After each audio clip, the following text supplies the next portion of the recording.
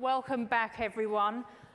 Now for our next session, and I must say, when I saw the rundown for the conference, this one did strike me as quite unusual, with viewability and brand safety and transparency being #1 on the agenda for all of those working in the media and marketing industry. I'm excited for this next session. What better way to find out where effectively or how effectively your ad dollar is being spent by hooking key industry players up to a lie detector machine and grilling them. So I'm really looking forward to this one. I think it's a conference first for Singapore and the ultimate test for transparency, so do enjoy this next session. To kick things off, I'd like to introduce Dominic Powers, Strategic Advisor to the board at Control Shift. He'll be moderating our international panel for the lie detector test, Where Did My Ad Dollar Go? Dominic, over to you to introduce your panelists and victims. Thank you. Good morning, Mumbrella 360. Good morning, Singapore. I trust you slept very well, better than my panelists today. So if I could invite to the stage my panelists for today, we have James Dutton from Inciter, formerly Resolution Media. We have Kevin Huang of Pixels Media. We have Olivier Berlot from Heart Media. And we have John Matthews from APD here in Singapore. Deepika Nihalenda from Control Shift. And finally, Travis Teo from SAP. Please take your seats. So just to give you some background, what we have are a group of panelists who are wired to two sensors. One is a GSR sensor, which detects minute changes in sweat on the skin.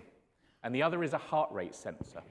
And those two will be a proxy to show how emotionally attached these individuals are to the questions that they are answering. So whether it's a lie or a half-truth, or whether it's just something they don't really want to answer, you'll be able to see from what's on the screen. So, if you switch to the slides. So our panelists today are indeed panelists, but somebody else might like to call them defendants, because we're in a very interesting time in our industry. We've had almost 23, 24 years of growth in digital media spend, and we've had an industry that's just gone ballistic in the past couple of years. So what I want to do before we talk to the panelists is just spend 5 minutes really giving you a short history of where we've been and where perhaps we're going to.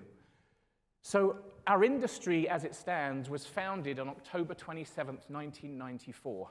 Some of us were in the industry then, and that's when the first banner from AT&T appeared on the Hotwired website. Supposedly, this banner that ran at $30,000 for 3 weeks garnered a 44% click rate. At that point in time, 23, 24 years ago, the industry was only $1 million in size, $1 million of ad spend, and Hotwired owned 40% of that industry. So we then had a period of growth. We went from childhood to adolescence. And I remember in 2004, while I was at DoubleClick at the time running Asia Pacific, we released a report which looked at that first 10 years. And I remember thinking back to that point just a couple of weeks ago, thinking, wow, there was so much information in that deck that was showed. And I want to share with you a couple of slides today to give you a sense of where we did come from. So on the slide here, we have a bunch of different axes that are telling you where we came from in terms of ad spend at 1994, being $1 million, to where we exited that first decade at some $9 billion. And during those 10 years, we saw the birth of Yahoo, of Amazon. We saw Blair Witch Project. We also then saw AOL by Time Warner. We saw the birth of Netscape. And we saw the dot-com boom, and we saw the bust. And over those 10 years, we also saw an industry in Asia Pacific that spawned the likes of China.com, of Excess Media, of the DoubleClick Media Network here. And some of you in the audience were part of that. But then that all went in 2002, 2003, as the whole industry suffered. But if we look at that time, we had something very unusual. It was a period of time where demand for online media actually outstripped supply. Can you imagine that today? So we had an index growth in advertisers in the top 1,200 publishers that saw about 105%, while we had page views dropping slightly and we had ad impressions not keeping up with that. So a pretty amazing time in our industry. And that was a time when rich media was born as well. And if you look at its popularity, it was obviously tied very specifically to the growth of broadband connectivity in households. And as you can see, from 2000 through to 2004, it mirrored almost exactly that growth. And if you think to the time we are in now about how important rich media, interactive media is, this was obviously something very significant for our industry. But we were also in a time when our industry was able to self-regulate.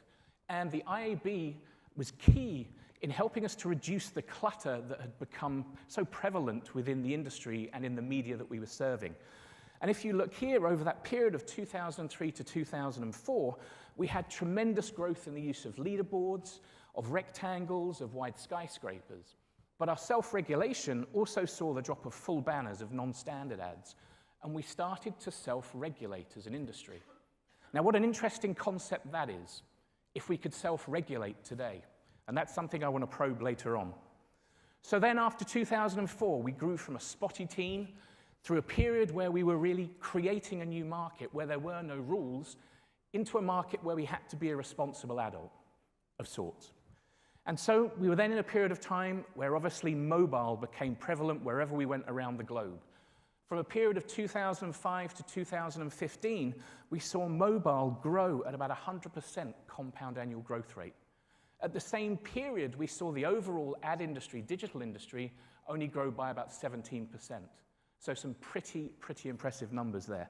Exiting 2015 for mobile at about $20 billion. So today, where are we? We're in 2017, soon to be in 2018.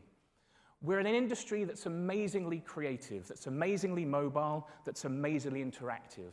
And you can just see here a splattering of the creatives that are being displayed across mobile phones in Asia Pacific, from global brands to local brands. Truly immersive, truly interactive, and effective.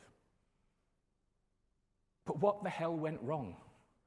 What did we do as an industry that got us to a point where brands don't trust agencies, where intermediaries aren't trusted by agencies or brands, where everybody is just slinging stuff at everybody, slinging the blame? But I think we're at a point where nobody's actually trying to discover the solutions, to talk, to discuss, and understand how we're going to get ourselves out of this situation we found ourselves in. And just 2 weeks ago, Salesforce.com, one of the Asia-Pacific leads for their DMP, put out a very interesting post on LinkedIn, which I think summed up some of the issues we face. It's about where does my next dollar come from as an intermediary, as a supplier. It's about agencies wanting to make sure they're driving margin. It's about tech players making sure they're relevant in a market. And so we have to really get to the crux of that. So the issue we're going to address today is, where did my ad dollar go? And at Control Shift, we've done our best to try and articulate this in the chart you're going to see up top. So if you take 100 as the index, you'll see there all the fees that get sliced in the digital ad ecosystem. You may not agree with all of them. You may not agree with the numbers, but I think you'll agree that those fees, no matter how large or how small they are, they're actually there. So if you're a publisher, and we're going to talk to Olivier today, you're in a situation where $100 is going in and something at the bottom is coming out that's not really that close to it. So what is it? So with that, our inquiry is going to begin. And our 6 panelists here, I think, are sitting nicely and quietly and relaxed. They've already been rigged to the sensors, but we're going to just do a bit of calibration. So if we could have the site up for calibration. So what you're seeing here are their emotional and physiological reaction to the situation they're finding themselves in at the moment. The higher the bars, the more emotionally charged they are. Whether it's a lie, a half-truth, or something in between is for you to guess yourselves. So, my first question to James at the end, and a very direct question for somebody who obviously spent a lot of time inside the media industry, who knows where some of the bodies are likely buried. Can you answer this for me? Do media agencies extract more value than they bring to the ecosystem? That's a tough one. I think if you look at the, I think if you look at the revenue coming from the holding companies, the answer is probably yes. But I think the reality is that it's becoming harder and harder to do that. It's becoming more of a challenge to extract revenue. And I think it's becoming more challenging for agencies to deliver the right solution to their clients. It's a tough one because of the complexity of the industry we've built. Especially when we look to the programmatic side, the number of technology platforms that need to exist. It's a difficult world for the agencies to work in today. Very challenging.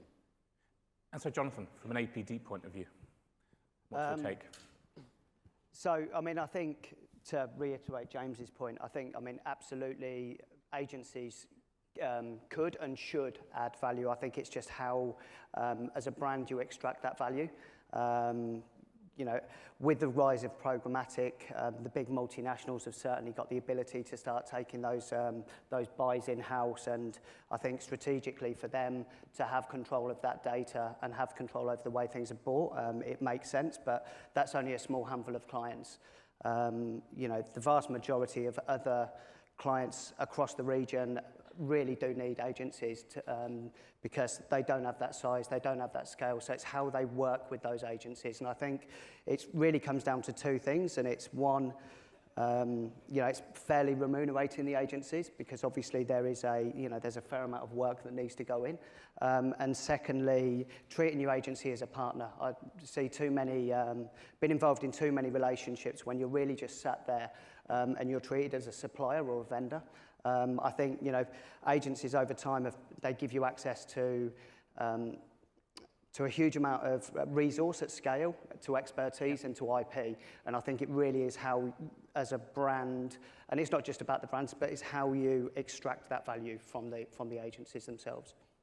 So what you're saying, necessarily the brands aren't doing their part to extract that from the agency? Well, I think in certain situations. I think there are agency relationships that work very, very well, but I think far too often, or not far too often, there's certainly times where pitches are very much procurement-led and it comes down to cost rather than value. And I think when that's the issue, you're forcing the agencies to try and, their businesses, they're going to need to make money in other ways other than the fees. Sure. So Travis, how would you respond to that? As a brand, obviously, you're in charge of a B2B marketing engine for one of the largest software and ERP companies in the world. Do you get value from your agency? Do you see that as a great relationship, as a partnership? Yes, definitely there's value there, but of course there's more value we can try to extract out. Simply means that, agencies are always busy running around executing campaigns and doing a lot of execution work, and what probably brands need from agencies is more strategic thinking, what are the different scenarios out there that can benefit the brands. But on the other side, there's also, challenge for brands side because we have limited fee that we can pay the agency. So how much value that fee created in terms of exchange that create certain kind of limitation, right? So we need to make sure that there is certain value that they bring to us that we can continue to invest the partnership on. Yeah. Right. And Deepika, your thoughts? Yeah, I think there's still a shocking number of clients out there who aren't remunerating the agencies fairly for digital marketing especially. And in this fairly fragmented world, they are putting a lot of talent in specialist areas like strategy, innovation, content creation, or even data and technology. They have to adapt their talent so continuously. Sure. And often they can't extract that value if you're paying them commission-based compensation. So I definitely think there's room for this to change. And the partnership between the brand and the agencies has to together make this change happen. Sure, makes sense. So Olivia, you're at the real pointy end of this industry. You're a publisher, a long-time publisher. Obviously, there's a lot of intermediaries, as we showed, that are in between the dollars that come in and the dollars that ultimately reach you. Is there value to you in those dollars, or just the intermediaries sucking the lifeblood out of your industry? Well, First, I will just say that for sure, what we are losing into print ads is not being replaced by digital ads. That's for sure, revenues. And very simple, I'll give you a little example. We had a campaign. We do print. People know L'Officiel, Men's Folio, World of Watches, At Republic, and so on. We also do digital. Luxio.com is our luxury portal, and we are okay with 30,000 unique visitors per day. So for a luxury portal, it's not bad. That's 1 million per month. It's not bad. We just had a campaign from a company, maybe they are here, in Skin Media, and for HSBC Private Banking, a very, very poor bank, as you can imagine. Anyway, we had an amazing result. We hit close to 400,000 impressions in a very small time. Very happy. I got a check of 283 Singapore dollar. Wow. Okay, so basically, at some point I was like, great, we have in Singapore 45 team members, we've got 20 guys in Malaysia and so on. How do I pay these guys with this digital revenue? So for sure there is something wrong. And for sure today, looking at what's happening, our biggest challenge today is how to put value to our audience. When you do Luxio.com and when you have people coming to your website looking for luxury news, looking for everything which is high-end, it means they are themselves interesting people. Yeah. How can they be so cheap? So basically today, in Heart Media, between print, digital, we also launch events. We've been basically having major brainstorming sessions about how do we put value to our audience. If we only rely on digital, that's it, that's over. Why is SPH closing Asia 1? Because basically, I believe they couldn't give any value to their audience. Asia 1 was too diluted. Today, on our side, between Luxio.com, L'Officielsingapore.com, L'Officielmalaysia.com, and all these high-end websites, our major issue is how do we get people to understand the value of the audience. Yeah, I think that's very true, very true. I think it's important to understand as well that a lot of us see the digital ecosystem existing in isolation. And I think from a publisher's point of view, it's important to understand that complete link, the complete chain, a big gap. So Kevin, you and I go way back. We've been in the industry a long time. And I remember in the early days, back in 99, 2000, it was all the talk about, that's it, internet advertising. It's transparent. You can see your results. You know what you're going to get. Why are people continuing to spend money on out of door and things like that? So we had the transparency.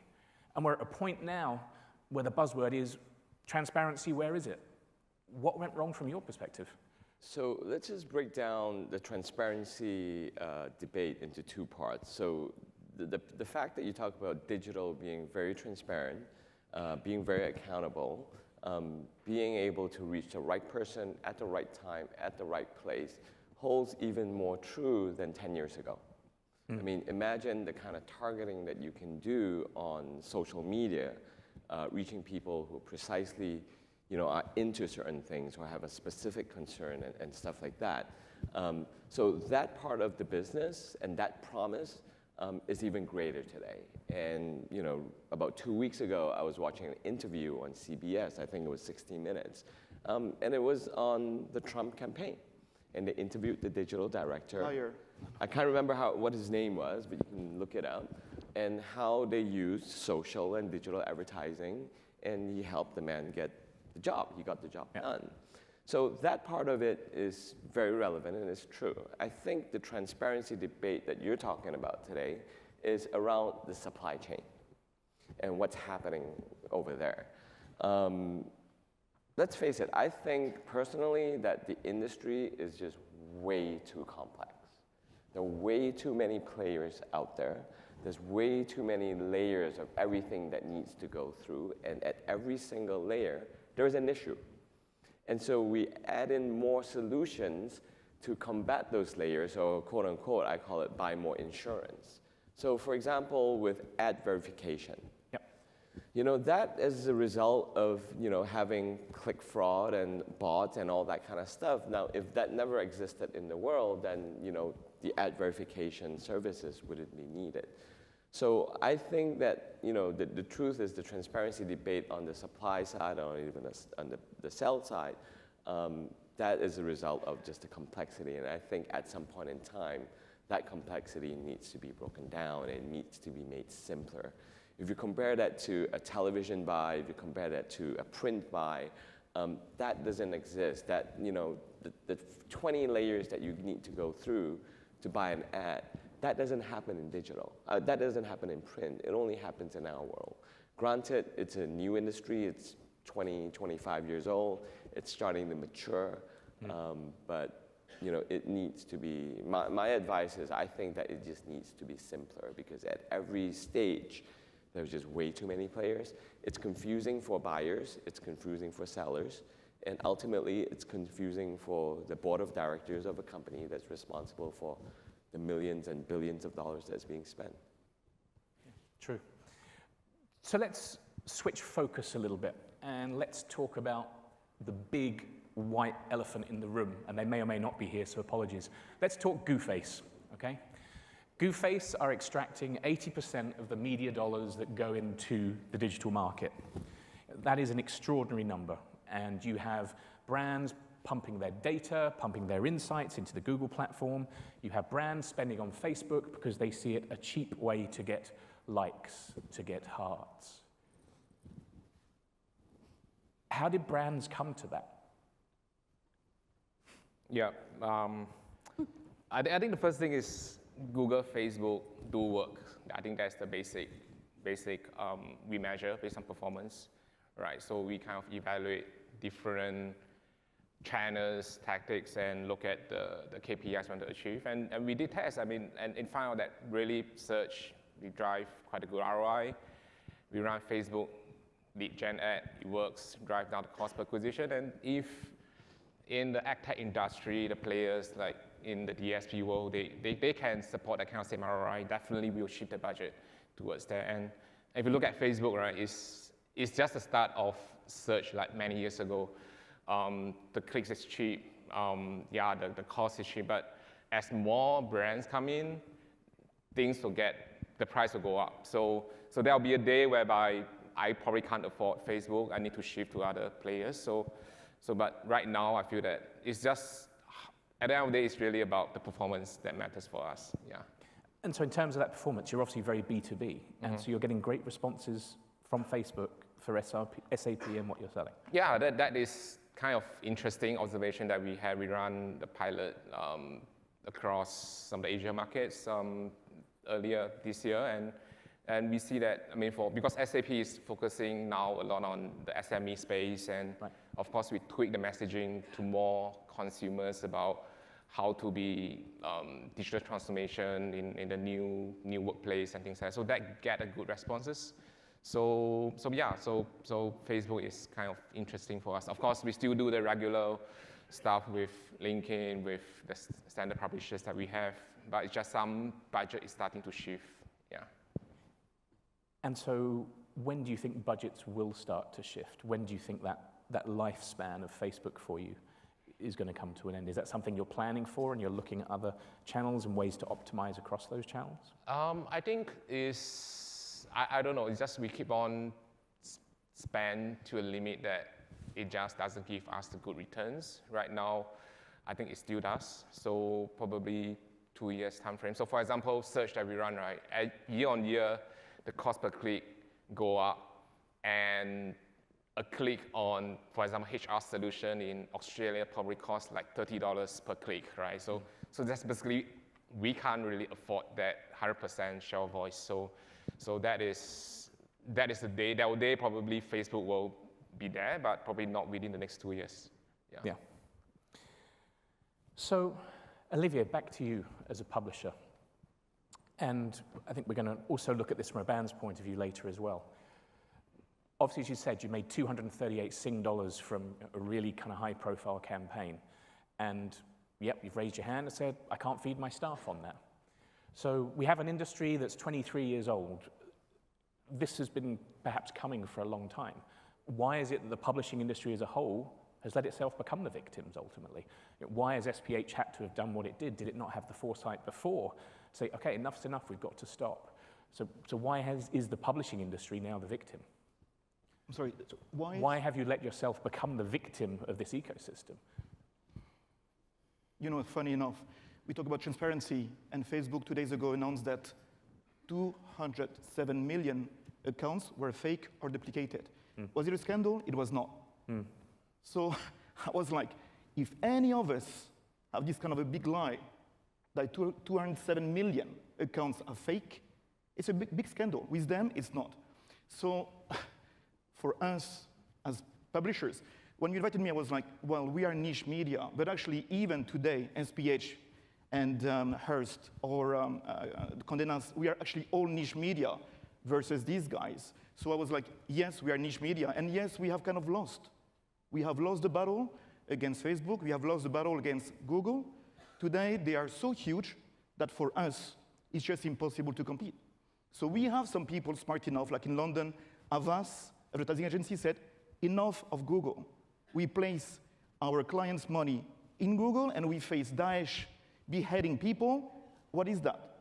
You know, and so on. So you've got some people today reacting and saying, this is wrong. We are just feeding these giants, these monsters, who don't produce contents. We are the one producing contents, who live out of publishers, who live out of the guys producing contents, and basically are today dominating. So I come back to the first thing I said. For us today, we have kind of lost. So it's really a question of telling our advertisers, because we still want revenues, we still want ad dollars, telling our advertisers, look, let's come back to basics. What is the value of the audience we are targeting? And on our side, from print, a lot of one-to-one, a lot of events. With digital, a lot of campaigns where we are trying to go beyond the banner, beyond the very simplistic message, and trying to develop videos, trying to develop behind the scene. We just did a beautiful campaign with Louis Vuitton, with L'Officiel. They loved it. They said this is way beyond the usual. We are doing events, organizing luxury events, again, maximizing or monetizing our audience, Singapore Rendezvous, Phuket Rendezvous, Penang Rendezvous in different countries. And maybe it's a shock, and maybe people are not used to it, but actually we are also today going to crypto and launching our own crypto program called Editors.net to target from our media these crypto millionaires that make money over the last year, 2 years. So print, digital, events, crypto, just making sure that we monetize our audience. And frankly, that's why when you invited me, I was like, how many publishers today are able to react as we are? It's not easy. You need to be creative, you need to be super full of energy, and you also need to basically face the fact that we have lost competing with Facebook and Google. Right. That's quite a hard place to be. Sorry? That's a hard place to be as a publisher, to admit that you're lost. Super hard. Yeah. Frankly, super hard. So anybody who says that it's an easy time, hello. How many publishers do we have in the audience? Not one. Maybe they can't afford the ticket. I don't know. So, Kevin, obviously you're involved in the space working with publishers, you represent premium brands, you're also on the technology side. How are you seeing that shift towards a demand for private marketplaces? Is that something that your clients are asking for because they're fed up with GooFace? Or? They definitely have been, and I think it's, you know, again, it depends on the type of client. If you talk about a pure performance client who has, you know, who maybe just lives online and they're sort of just building it up, and their goal is only to sell a ticket or sell a product, then there is slightly less demand in terms of a private marketplace or the transparency as long as they meet the end goals. But even then, they are starting to ask as their brand equity builds up, as you know, the next unicorn of the world grows up, you know, they become a unicorn and their brand becomes more valuable. They're going towards sort of the private marketplace. But for all the major brands that we work with, that conversation about the transparency, about brand safety, you know, being able to select a list of sites that they can identify, that for many of the clients that we work with, even in quote unquote a remote market like Hong Kong, that has been louder than ever before. I mean, every single brand, you know, has been asking for that. So absolutely. To those brands, it is essential that they protect that brand to make sure that it's not on undesirable content or content that, you know, they don't approve on, stuff like that. Yep. And typically your thoughts, private marketplaces, obviously something close to Control Shift's heart. Yep. Very much. In fact, I think if we could add value from or differentiate ourselves from just a private marketplace, adding data as a valuable layer to it, and perhaps even building collaborations between multiple publishers, that's where you really start making very, very strong value.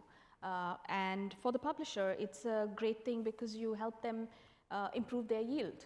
So I think that's definitely a very big thrust in the future for us. Interesting. If I can just add, Dominic, I think in terms of brands demanding private marketplaces, very reasonable requests, very understandable. That's how you buy, any product, even in the traditional world, or especially in the media world. So if I'm paying $10 for a T-shirt, I want to know what size, what color, and stuff like that. So not unreasonable. Where I think that where sometimes clients are sort of in transition, if I may call it that, is in terms of pricing. Yeah. So they are looking at all these protections, all the private marketplaces, and all above the fold and all that, but they are still looking at an open exchange rate. So they go, instead of the 1 million sites that I buy on, I'm now on 100 sites. And that used to cost $1 CPM. It may now be 10 times that, or 5 times that, whatever it is, but they're only looking to pay maybe a 20% premium. And to publishers like Olivier, that's not going to work. So I think for the brands out here, or for the advertisers out here, you are going to get a lot more control, but do expect that you're going to pay a higher premium for that. Yeah. How many brands do we have in the room?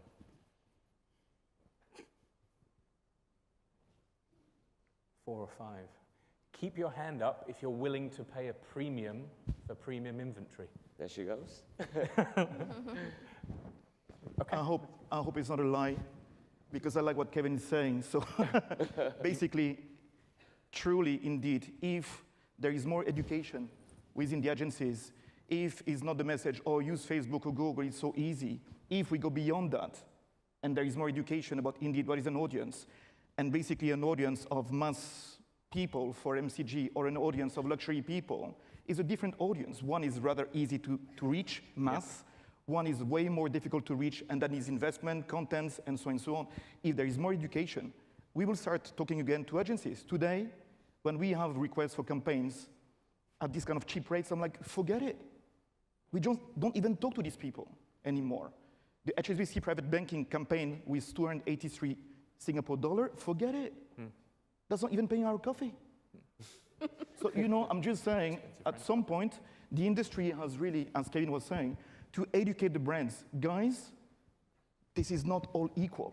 Yeah. You've got some mass audiences and you've got some premium audiences.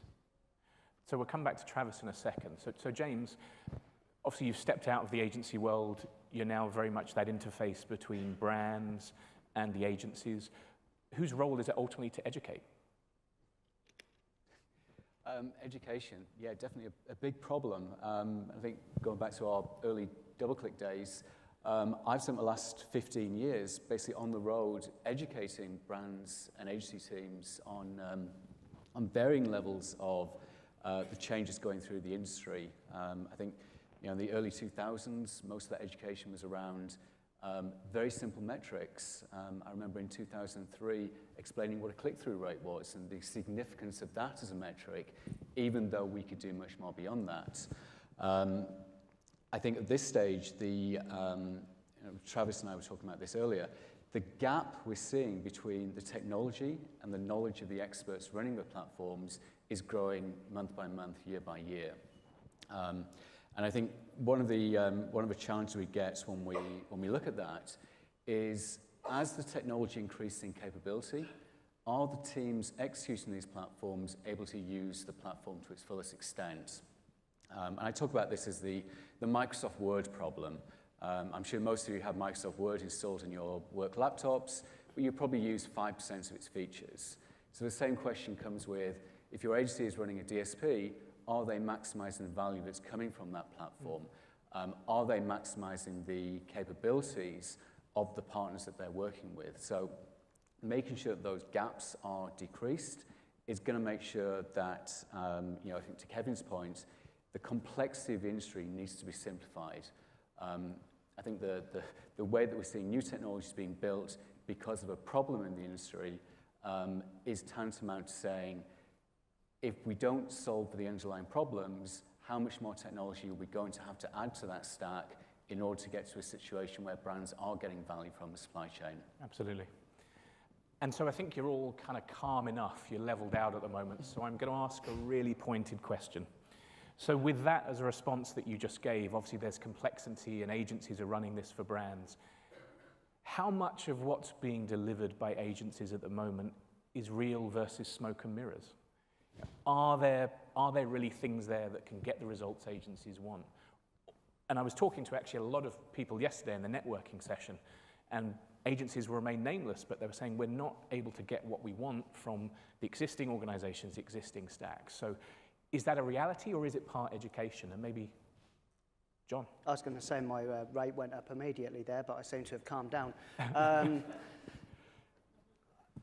I mean, I can only talk on behalf of APD, and we do act in a 100% transparent way. A lot of our bigger clients actually have direct billing relationships with the publishers. Everything is a direct pass-through. So, talking from my side, we're absolutely transparent on the way that we work. Although obviously we're aware that there are others within the ecosystem that probably don't operate in that way. So we're not reliant on having that billing internally, and in fact, my CFO prefers us not to have it at times because there's less reliance on the clients paying bills in time. So, yeah, I mean, I think that would be my viewpoint on it. So to be very specific then, so on the media that you work with for your clients, yeah, you make no money on that whatsoever, it's pure pass-through? There's pure pass-through, and then obviously there's just either our management fee or retainer, which is completely agreed upon. Interesting. Deepika, from your point, having spent so long within the agency world. So, firstly, I think we work very similar to what John's views are. Open, very transparent. If the client has their seats, the seats are embedded, and we're just purely charging a management fee. But the reality, if I go back to looking at the various agencies, who we have to work with in some cases because the client wants the billings to pass through. We can see that there's interest in many different levels, be it shifting towards certain preferred partnerships, or it could be certain fees that aren't exactly bubbling up to the surface. So I do see that, but at the same time, there are those, I think, quickly and swiftly, depending on the kind of multinational clients there are, it's all an open hood. So you do see both models out there. So Travis, from your point of view, we spoke about education, we spoke about the need for educating brands, for educating the industry, and we've obviously touched on there's a need for change. Whose responsibility do you think it is to drive that change, to get us out of this situation we found where everybody's arguing and shouting at each other about the issues we have? I think there are a couple of parties involved to educate. Of course, internally is one, which is part of my role to kind of educate my stakeholders about what's out there and how you can maximize your media budget. And of course, I will need to rely on partners, right? Agency is one, but I don't 100% rely on them. So a few years ago, SAP kind of shift. We worked with agency trading desks a couple of years ago, and that is not a good model because it's undisclosed.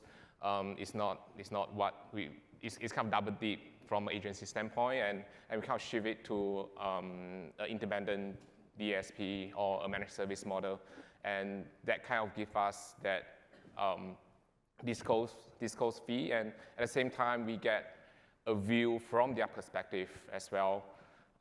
We also reach out to publishers directly, there's always a three-way relationship, right? There's the publishers, there's agency, there's us. I will try to manage that relationship carefully, but we need sometimes a direct communication comms with the publisher so that I know what's out there, because every time when the publishers can get a brief from the media agency, sometimes it's different from my brief to the media agency. So and the publishers will WhatsApp me, hey, do you receive? I received a proposal and how it goes. And when I saw it, it's different from the original brief that we come up. So sometimes having that direct relationship with publishers, so I know what's out there, and I can influence certain kind of planning, right? Although from me, I don't really do direct media planning, but I kind of able to give advice or able to give, suggestion about what can be changed. Yeah. Okay, interesting. So perhaps at this time we've got about 15, 18 minutes left. I would like to open the floor to questions. So this is your chance to question our 6 panelists. Does anybody have a burning question they would like to ask, either directed at one or all of our panelists? Is that Tobias, I see? Cheers. Do we have a microphone down there, please?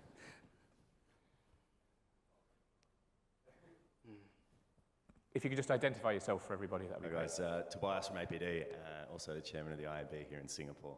I can see John's heart rate racing as well. It's not coming for you, mate. Look, guys, really good answers and really appreciate it. I think the one thing that I'm not seeing, I mean, Olivier really pissed me off actually when you said I delivered 400,000 impressions. I mean, I don't know how you're going to value that, and I don't think we should be talking about impressions as an industry at all. But guys, across the board, what do you think the value of, Travis, for you, mate, what are you expecting as value from your agency? What do you see as value from your media and marketing spend? I guess, Olivier, what do you see as the value that you provide to a brand or to an agency? What is that intrinsic in-depth value beyond a high net worth individual that's an eyeball? And I think when you talk about GooFace, that's something that those guys did so well and continue to do extremely well, is they don't give you eyeballs, okay? And don't get me wrong, there's tons of fraud and it's bloody horrific what's going on, but they actually were giving you in-depth data analysis, okay? And human beings, okay? Which is quite valuable to brands. So, Well, 200 million aren't human beings, let's be clear. yeah, that's a whole nother panel. But So yeah, I guess for brand and publisher, I'd really love to hear from you guys. What value are you looking for from your marketing, and what value are you giving? Okay. Why don't we start Olivier first, the value you give. Okay, so on our side, very simple. We want you to do well. We want you as agencies to survive. I don't want to be dealing with Facebook or Google, who have their own internal teams today doing media planning, doing media buying themselves, which is a major threat for you. And when you look at the latest festival in Cannes, they were the ones with the big yachts. They were the ones doing huge parties. And many of the big agencies were like super low profile.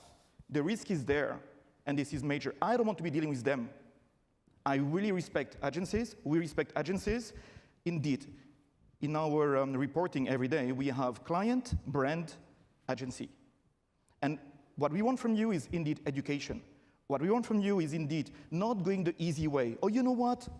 Mass, audience, numbers, figures, we go to them. No. On our side, with the kind of investment we do in luxury content, in fashion shoots, in watch report, and so on, we want agencies to indeed tell the brands, guys, careful. You can go so wrong going for the wrong audience.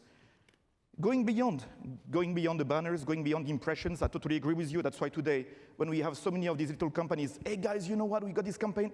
No, I prefer to be spending time with an agency, going beyond the typical formats into new, more native contents, into more videos, which is hot today, into more. And today, why are we developing this editors.net for the crypto millionaires? That's another avenue that nobody's exploring. Agencies will say what? Crypto millionaires, crypto affluence is going to come there, and we'll be the first one. So really treating you as people who can think, people who can indeed plan, and people who understand what is an audience. And I don't want to be dealing with Facebook or Google in the next year or 2 years. Very simple. A very impassioned answer, as you could see there. Thank you, Olivier. So, from SAP's point of view. The value. So value from media, I think one thing that Google and Facebook can't do is content, all right? So I think there's also a shift from publisher standpoint to move towards, we call it native advertising, sponsored content, and things like that, right? So I think those are the value that we see publishers that we create, we actually feel that those are the value that I create. So for example, in SAP, we have a long-term partnership with Forbes, who run the Forbes brand voice. So SAP is always contributing articles, blogs, all that to Forbes. It's kind of a branded content, but that creates a thought leadership for us. And also, we need to measure that, right? So if besides just impressions and clicks, we need to know how impact in terms of perception change, brand lift, all that.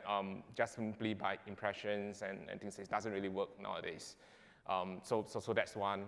And from the other side, which is the agency point of view, the value we need to create is, they need to create, I think it's about understand our business, the brand business, exactly understand who our target audience are, and how to reach out, and also there's also a shift towards an integrated approach, right? So there's a blur line between media, content, data. So I can't talk to one agency about content and talk to another agency about media. So we need to make sure it's kind of like a holistic approach, and that is probably one challenge that we have for some of us who run just media. So that integrated thinking about, okay, this content fit into which media, for which audiences, right? Rather than, okay, this is the media buy, give me your banners, I'll just post it for you.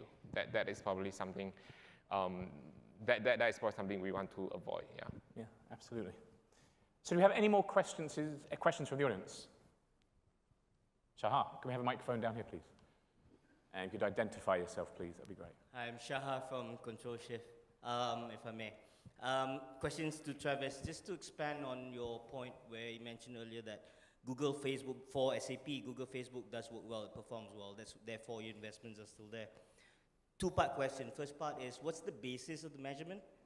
And do you validate that measurement? Yes, so thanks for the question. So SAP is B2B company, and we have a long sales cycle, 6 months to 12 months, and because of cloud, we kind of shorten that sales process, and we measure by pipeline, right? So that we kind of live and die on pipeline, sales pipeline. So if the value of a piece of media say that, okay, I can give you 1 million pipelines by spending 100,000 ROI of 10, or for example, right? Then we will want to try it out. So that is the basis of measurement. Of course, we still run awareness type of things, and which I feel that we should be doing more on the awareness part and less on the DG part. But that's always a challenge from the business to say, okay, you need to give me more pipeline and things. So we did tests on Google, Facebook, among others, right? There's also a lot of publishers do work for us, and Facebook and Google just among those that works. And I should say Google is getting more expensive, so the ROI kind of getting lower and lower. But the challenge is also that the executive will always search, okay, why my ads is not appearing when I search for ERP solution, right? They'll do a screen cap and send to my head of marketing, and he will send to me, Travis, can you take a look why the ad is not appearing? And it's just that, come on, we spend like 30% of what our competitors are spending, right? So there's not, so we need to be there. Sometimes it's not also because of the ROI, it's just also because they just occupy the first stage of the buying journey that we have. And Google tends to be one, LinkedIn, probably Facebook, and some other B2B publishers, yeah. Did he answer part 2 satisfactorily? Sorry, yeah. How do you validate? So do you validate it? Yes, we have a dashboard that we measure from, we track everything, different tactics until the pipeline. So I know that this account for this solution, they are closing in 6 months. This is coming from inbound, coming from web, coming from Google search, all that. It's still probably last click attribution, but we try to optimize that. But that is so far we can go. So we know that, okay, this is coming from the different media. Yeah. Okay. Any other questions from the audience? None at all? So we've got about 7 minutes, so I'm going to try and wrap this up with a very direct question again and ask you all just to give kind of a 2-sentence response. So if we read the press, if we listen to what went on today, my conversations yesterday, I'm going to be very direct. I think our industry is absolutely broken. And there are still some players with their heads in the sand, but there are some smart folks as well which know it's got to be fixed. The problem is clear from the numbers that it's been leveraged for far too long in favor of the intermediaries, whoever they may be, at the expense of the brands and the publishers. So something has to be done if we want to continue in the industry we're in. To our 6 panelists, 2-sentence, 3-sentence response. Where do we have to start to try and fix the industry? I'll start. James. So the thing for me is, and I think today we've talked a lot about technology and tools and media. The one thing we haven't mentioned at all today is the customer. So I think for me, the most successful brands who progress through the complexity of what we're dealing with today will be the brands that focus on their customer as their primary objective of delivering a solution for them. I think we spend far too long talking about the execution of a solution rather than what the customer gets from what we're delivering to them. Good response. Kevin. I'm going to take the extreme and say regulation. Regulation, yeah. It seems that our industry can self-regulate. Yep. And it's costing the likes of SAP and P&G. I can't remember the exact number. I think it was $6 billion last year with ad fraud. Roughly that, and that's a lot of money. And the industry is what, 20-odd years old? And as a 20-odd-year-old, if we can't behave ourselves, then someone needs to step in and make us behave ourselves. Granted, there are a lot of good players in the space with integrity, Control Shift included. I hope Pixels is in that pool as well. There are very, very many good players in the space, but unfortunately, there are also a bunch of bad actors that's just really spoiling it. And we can't afford to have the industry go down because of what's happening. I know it's more than 2 sentences, but I'll give you a quick example. In Hong Kong, the Q3 television advertising spending gone up by 46%. 46% for TV. Digital went up by 20-odd%. A very large FMCG cut their mobile and digital ad spend by 80%. And so when we don't behave ourselves, these clients say, you know what, I'm going to go back and put it on something I know. I'm hoping that this doesn't happen because we all pretty much do this for a living. And if it needs to be regulated, then let it be. Because for the guys who stand tall with integrity, I can tell you, there are lots of us out there who have absolutely nothing to worry about. Yeah, agreed. But a fair few that do. Olivia. I like Kevin a lot. Lunch is on you. I didn't pay him at all, I can tell you, I'm not lying, okay? Basically, I think, as I said, we have lost, as publishers, I think every publisher, we have lost the game, the audience game, the mass game against Go-Face, as you say. And this is why on our side, a lot of thinking is always who are the people we're talking to, what the value is, how to make sure that agencies, all the partners around understand the value of the people we are reaching. That's one thing. Second thing is really thinking out of the box and trying to indeed maximize our audience so that brands can basically use this audience, whether in print, in digital, in events, which is growing very quickly for us. There is more and more needs between all of you to have one-to-one interaction, and events today is an answer to that. And then going even beyond and looking at the blockchain, the advertising agency, the advertising world is also looking at the blockchain, what's happening there. There are many things because that's a ledger which is basically being even more transparent than anything else. So basically, just trying to think out of the box. On our side, from print, digital, events, to crypto affluence, that's what we are trying to do, providing answers to advertising agencies. So if you have any question and want to continue, you can find me on LinkedIn. Yeah, okay, great. John. So, I mean, I'll probably go back to the initial point that I made around, you know, how to extract value out of the agency-brand relationship. I mean, Travis, you brought up a minute ago about agencies really needing to understand the client's business and the client's market. And I flipped that the other way as well. I think actually it's, if the brand is going to get the most out of the agency, it's understanding the agency, the KPIs, and what motivates them. Because if you've got a truly motivated team working on your business, they're going to go above and beyond. And I think that's one of the challenges that agencies face at the moment, is that they're not being fairly remunerated in a lot of situations. And broad statement.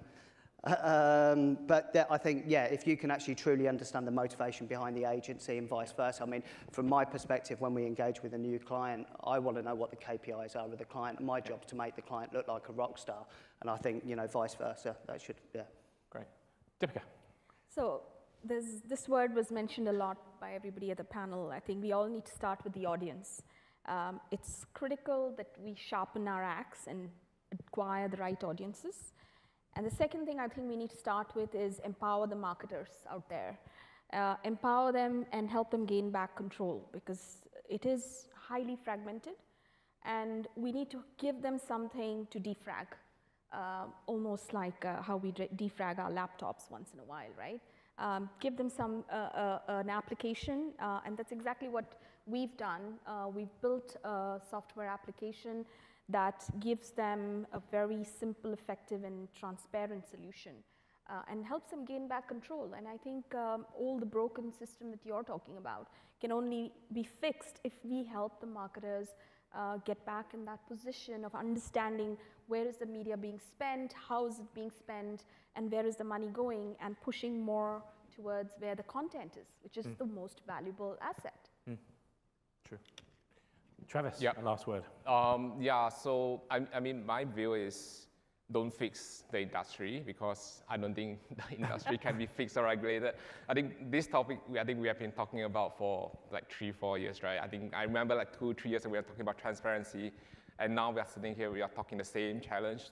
So just forget about, don't talk about this, because marketers don't really care about this. At the end of the day, it's about performance, right? And then it's about, do you impact my business or that?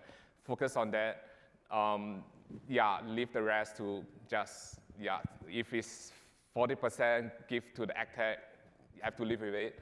I mean, if you're looking at other industry, for example, milk industry, right? A farmer probably get 40-50% of their revenue from a 50 cents from a dollar of milk. So I'm sure other industries have the same challenge about the source there's always a different cuts to it. So yeah, I should say just focus on the results.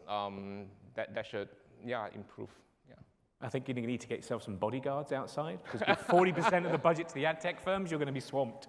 So, ladies and gentlemen, our time is up. I think that was quite an in-depth and arousing discussion. And I do want to thank my panelists, and I'd like you to thank them, because they were very brave. Some would say foolhardy, but it took a lot of guts to get up there and be wired up. So thank you, James. Thank you, Kevin. Thank you, Olivier. Thank you, John, Deepika, and Travis. This was the control shift stage, the lie detector test. We look forward to seeing you around the rest of the show. Thank you. Well done.